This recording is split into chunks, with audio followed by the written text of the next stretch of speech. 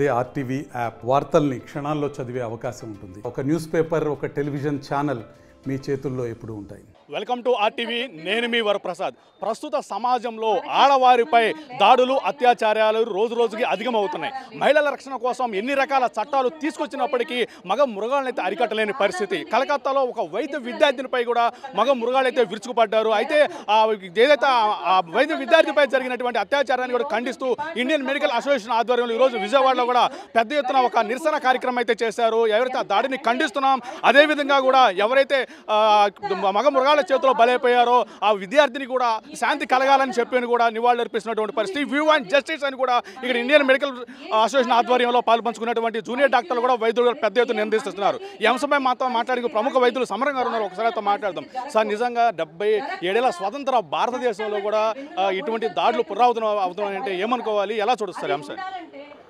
ఇది చాలా దారుణమైన సంఘటన అండి. నిర్భయని చూసాము, అప్పుడు ఎంత దారుణంగా నిర్భయ జరిగిందో. నిర్భయ యాక్ట్ వచ్చింది, రక్షణ ఆడవాళ్ళకి అన్నారు.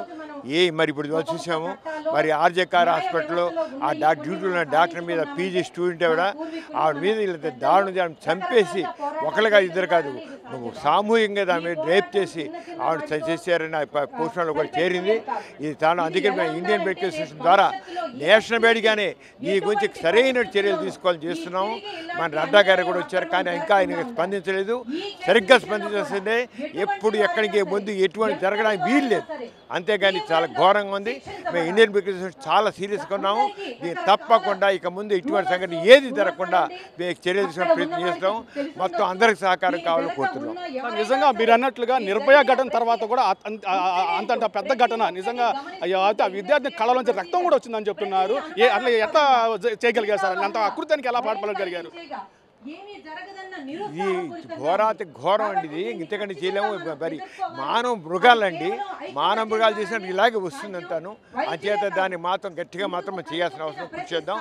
ఐఎంఏ పూర్తిగా దానికి బద్దులై ఉంది.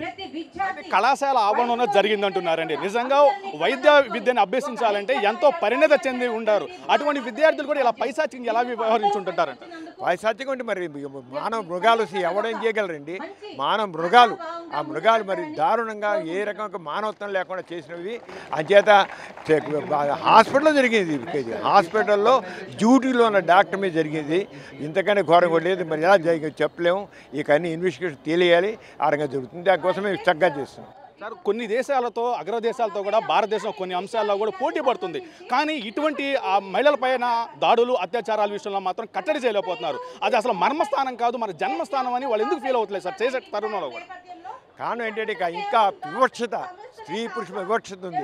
అంచేత ఎంత చదువుకున్న వాళ్ళైనా, ఎంత పురుషులు ఉన్నా సరే మామూలు వాడు నిజంగా వాడు ఆఫ్టర్ ఆల్ ఏదో మృగాలవి వచ్చి ఒక చదువు పీజీ స్టూడెంట్ని దారుణంగా డాక్టర్ని పెట్టాలంటే ఏమైనా బాధ అంటే ఆడదంటే చులకన భావం అన్నమాట.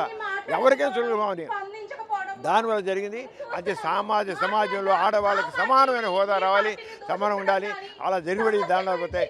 ఇంకా ఆడవాళ్ళు కూడా ఇక ఏం ఆలోచన కరాటే, ప్రతి వాళ్ళకి కరాటేలా వచ్చి ఉండాలి.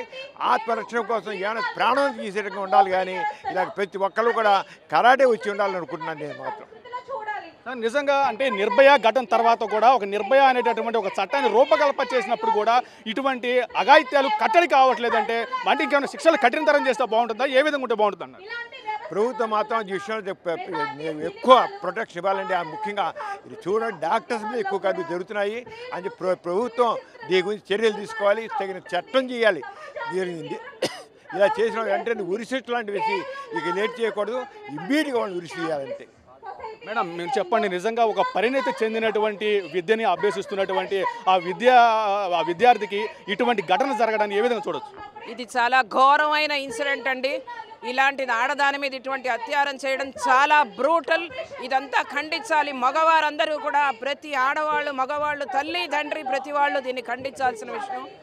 ఇలాంటి మానవ మృగాల్ని ముక్కలు ముక్కలు చేసి నరకాలని మేమందరం కోరుకుంటున్నాం. దీని అంతటికీ న్యాయం జరగాలంతే.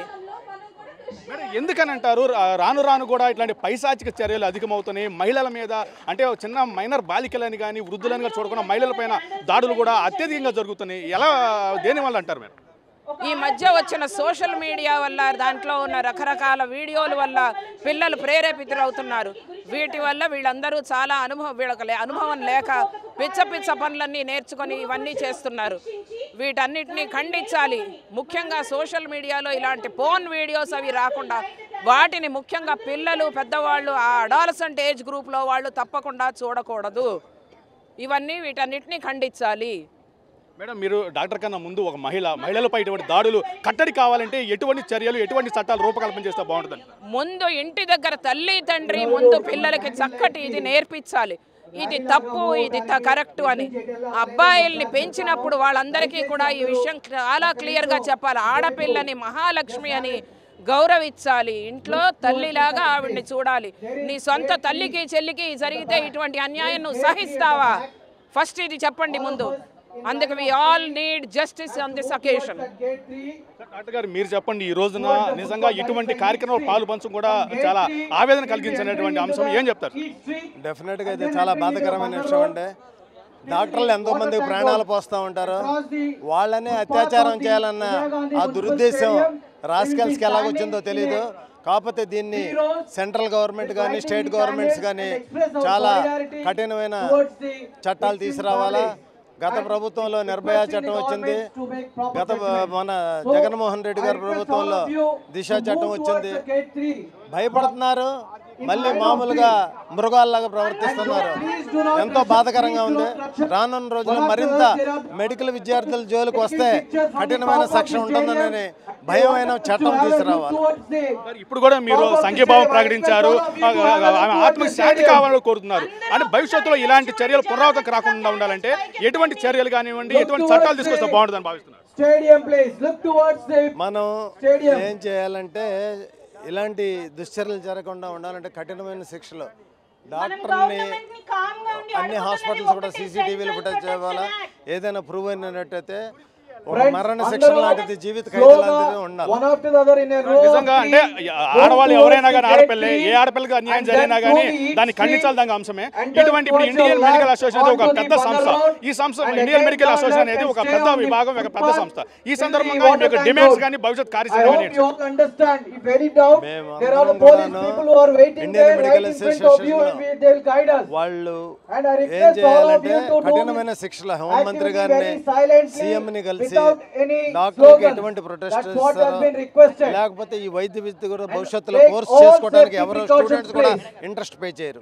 ఎక్కడైతే ఎత్ర నార్యస్తు పూజ్యంతే రమంతే తత్ర దేవత అంటుంటారు. ఎక్కడైతే స్త్రీలను గౌరవించబడతారో అక్కడ దేవత కొలవై ఉంటారు అనేటువంటి ఒక సంప్రదాయం, సంస్కృతి ఉన్నటువంటి భారతదేశంలో కూడా ఇటువంటి దాడులు జరగడము, ఇటువంటి అగాత్యాలు జరగడం చాలా దారుణం అనేది ఆవేదన కూడా వ్యక్తం చేస్తున్నటువంటి పరిస్థితి ఇక్కడికి వచ్చిన వైద్యులు. అదేవిధంగా భవిష్యత్తులో ఇటువంటి ఘటనలు పునరావృతం కాకుండా ఉండాలంటే కూడా శిక్షలు మరింత కఠినతరం చేయాలి. అవసరమైతే నడి రోడ్డు మీదైనా ఉరి తీసేందుకు కూడా వెనుకాడకూడదని కూడా వాళ్ళ డిమాండ్లు చెప్తున్నారు. ఏది ఏమైనప్పటికీ ఇటువంటి ఘటనలు పునరావృతం కాకుండా ఉండాల్సినటువంటి ఆవశ్యకత ఎంతైనా ఉన్నదని, అదే ప్రత్యేకించి సోషల్ మీడియాలో పోని వీడియో అరికట్టాలి. అదేవిధంగా కుటుంబ వ్యవస్థ కూడా పిల్లల పట్ల ప్రేమతో వ్యవహరించాలి. ఇటువంటి నేపథ్యంలో ఇటువంటి దాడులు కూడా కట్టడే అవకాశం ఉందన్న అభిప్రాయాన్ని అయితే ఇండియన్ మెడికల్ అసోసియేషన్ సభ్యులు అయితే వ్యక్తం చేస్తున్నారు. కెమెరామెన్ ప్రసాద్తో వరప్రసాద్, RTV విజయవాడ నుంచి. మరిన్ని వీడియోస్ కోసం ఛానల్ ని సబ్స్క్రైబ్ చేయండి. లేటెస్ట్ అప్డేట్స్ కోసం వాట్సాప్ ఛానల్ ని ఫాలో చేయండి. అండ్ లింక్ డిస్క్రిప్షన్ లో ఉంది.